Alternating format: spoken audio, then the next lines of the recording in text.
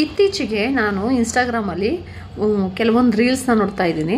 ಏನಂದರೆ ಹೊಸದಾಗಿ ಮದುವೆ ಆಗ್ತಾ ಇರೋ ಹುಡುಗಿಯರು ಈ ತಾಳಿ ಕಟ್ಟೋ ಮೂಮೆಂಟಲ್ಲಿ ತುಂಬ ಅಳ್ತಿರ್ತಾರೆ. ಅವ್ರನ್ನ ನೋಡಿ ಅವ್ರ ಅಪ್ಪ ಅಮ್ಮ ಕೂಡ ಅಳ್ತಿರ್ತಾರೆ.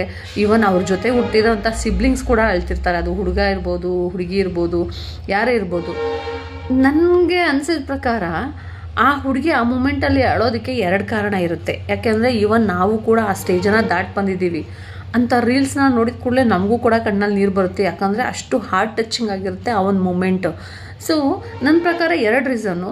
ಒಂದೇನಪ್ಪ ಅಂತಂದರೆ, ಆ ಹುಡುಗಿ ಇಷ್ಟು ಅಪ್ಪ ಅಮ್ಮ ಇಷ್ಟು ಚಂದ ನಾನು ನೋಡ್ಕೊಂಡಿರ್ತಾರೆ, ಮುಂದೆ ಆ ಲೈಫು ನನಗಲ್ಲಿ ಸಿಗುತ್ತೋ ಇಲ್ವೋ ಅನ್ನೋದೊಂದು. 2ನೇದು, ಅವಳು ಕಷ್ಟ ಅಂತ ಬಂದಾಗ ಅಥವಾ ಹುಷಾರು ತಪ್ಪಿದಾಗ ತಂದೆ ತಾಯಿಲಿ ಅವಾಗವಾಗ ಅಮ್ಮ ಒಂದ್ಸಲ ಅಪ್ಪ ಒಂದ್ಸಲ ತನ್ನ ಅಣ್ಣ ತಮ್ಮದಿರು ಅಕ್ಕ ತಂಗಿರು ಬಂದು ಕೇಳ್ತಾ ಇರ್ತಾರೆ, ನೋಡ್ತಾ ಇರ್ತಾರೆ. ಅವಳಿಗೆ ಹುಷಾರು ತಪ್ಪಿ ಮಲಗಿದ್ದಾಗ ಸೇವೆಯನ್ನು ಮಾಡ್ತಾ ಇರ್ತಾರೆ. ಆ ಥರ ಒಂದು ಏನು ಫೆಸಿಲಿಟಿ ಅತ್ತೆ ಮನೇಲಿ ಇರುತ್ತೋ ಇಲ್ವೋ ಅನ್ನೋದೊಂದು.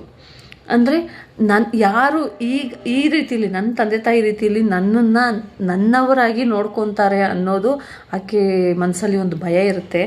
ಅದಕ್ಕೆ ಈ ಮದುವೆ ಆಗ್ತಾ ಇರೋ ಹುಡುಗರು ಏನಪ್ಪ ಅಂತಂದರೆ, ನೀವು ಅವರ ಹುಡುಗಿ ತಂದೆ ತಾಯಿಗೆ ಒಂದು ಅಶ್ಯೂರೆನ್ಸನ್ನು ಕೊಡಬೇಕು.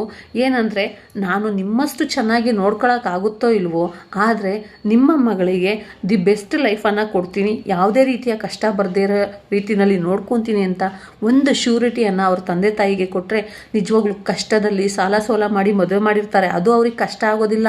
ತನ್ನ ಮಕ್ಕಳಿಗೆ ಕಷ್ಟ ಬಂದರೆ ಅಷ್ಟೇ ತಂದೆ ತಾಯಿಗೆ ಕಷ್ಟ ಆಗುತ್ತೆ. ಸೊ ಈ ಒಂದು ಮಾತನ್ನು ನೀವು ಆ ಮೂಮೆಂಟಲ್ಲಿ ಅವ್ರಿಗೆ ಹೇಳಿದ್ದೆ ಆದರೆ ಅವರು ನೆಮ್ಮದಿಯಿಂದ ನಿದ್ದೆ ಮಾಡ್ತಾರೆ.